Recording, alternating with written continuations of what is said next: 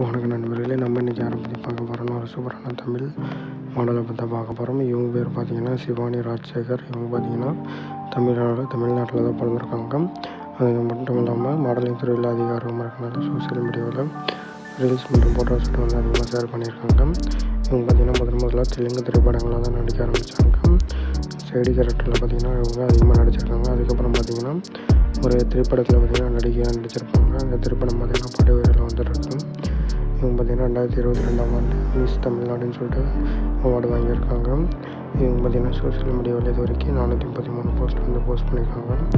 இவங்களுடைய ஃபாலோவர்ஸ் பார்த்திங்கன்னா 329K followers வச்சுருக்காங்க. இவங்க பார்த்திங்கன்னா 629 பேரை ஃபாலோ பண்ணிட்டு வந்துட்டுருக்காங்க.